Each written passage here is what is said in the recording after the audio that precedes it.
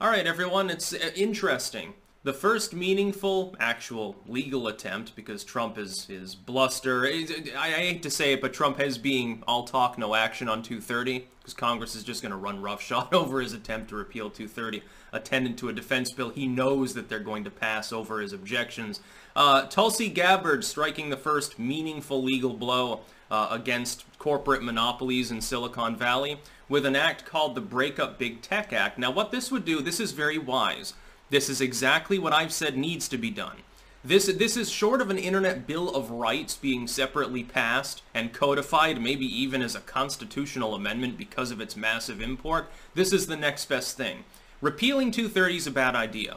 For those not aware, if you take 230 away, you no longer have platforms, which means that every site that collates content, like the stuff I'm making now, is legally culpable for that content.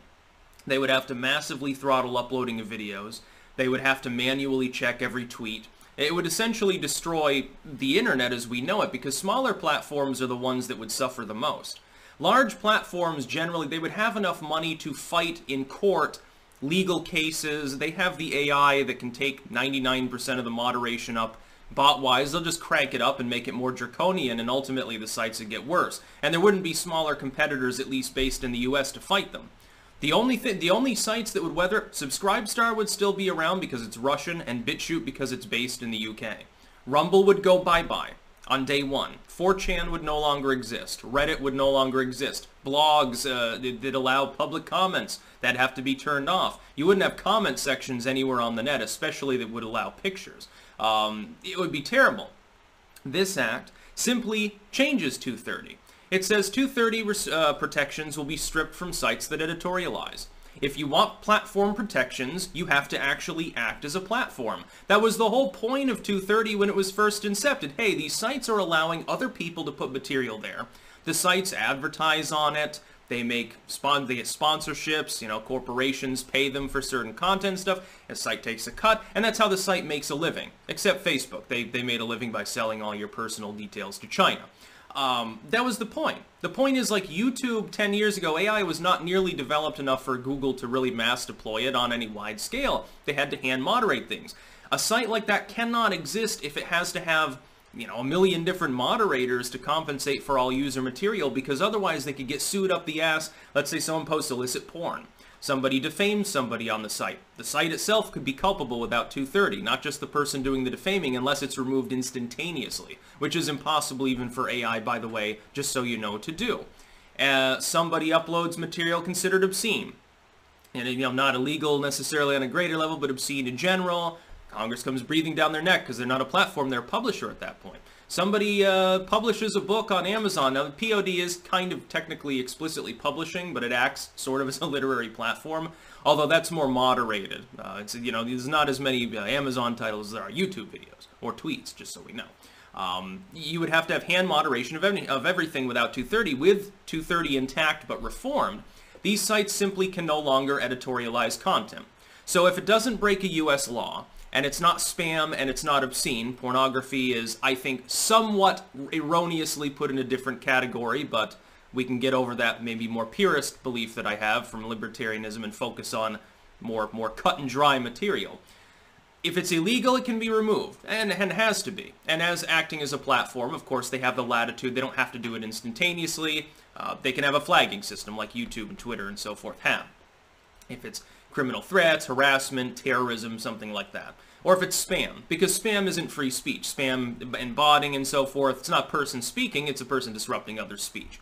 It's sort of like the difference between me shouting you down and claiming it's free speech and you trying to speak over me while I'm trying to shout you down in a neutral public space. I'm not engaging in free speech, I'm attempting to rob you of yours. This is what Trigglypuff didn't understand, by the way. You remember that person who was dancing up and down screaming about taking hate speech off the campus because I think, what was it, Jordan Peterson or someone was speaking there, probably talking about his all-steak diet by then, and it was really funny. Or was it Malnu? Or Southern? I can't remember. It all sort of runs together in the mass haze that was the late 2010s. This is a good idea. I strongly support this. Everyone else should strongly support this. write to your Congress people and ask them to support this. And keep in mind, again, this is a Democrat. And Tulsi Gabbard is not right-wing. I see people saying, well, she's a Russian asset. She's like a Jill Stein. Again, you got to be a lemming to believe that. The idea of preventing multi-billionaires from stifling political speech is about the most important possible thing you can do to preserve Western civilization and liberty. If you believe in totalitarian Putin trying to ruin things, trust me, he wouldn't want Section 230 reform, because then people in China and Russia can buy into these companies through proxy states or on their own, and they can try to literally crush Americans from speaking out against them. What if YouTube decides, hey, we're going to extend our no talking about election fraud rule to the Russian elections because we think they're ironclad too now that Boris and Natalia dumped $10 billion in investing into ads on our site? Who's going to stop them? Congress? Now, Congress is all bought off. It's nice to know that there's one person with balls there, and it happens to be a far-left female individual. So I support this. This is definitely a good move. Again, from someone who's on guns, Tulsi Gabbard's dead wrong. On various issues, on taxation and welfare, and certainly I would totally disagree. On this, she gets it.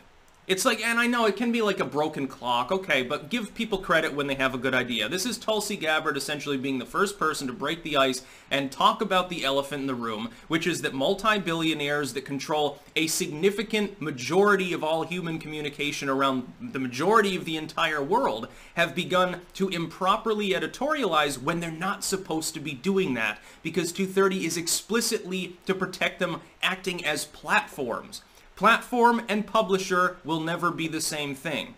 You don't get to get protection as a platform while also essentially engaging in publishing activity by editorializing. You are essentially endorsing that material that you have on the site preserved. You are endorsing specific political speech, specific religious beliefs. You are endorsing specific political candidates. You are interfering explicitly in elections, not just in the U.S. You are interfering in the democratic process as a multi-billion-dollar for-profit multinational corporation, and people are getting tired of it. At least people that are capable of rational thought.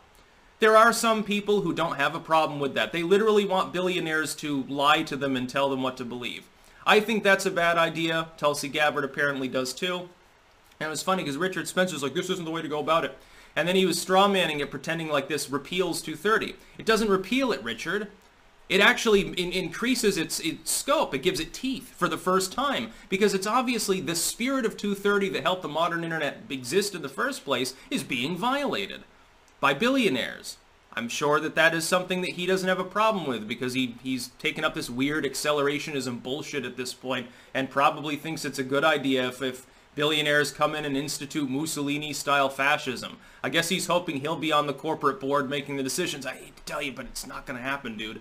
We've got to be able to preserve free speech and free expression. No, a private corporation is not, if it's gained large sweeping entitlement to protection against legal suits, including from private individuals, under the auspices of being a platform, it loses the right to editorialize content. The fact that it's a private company, kinda, sorta, should not matter. That's about all. Peace out.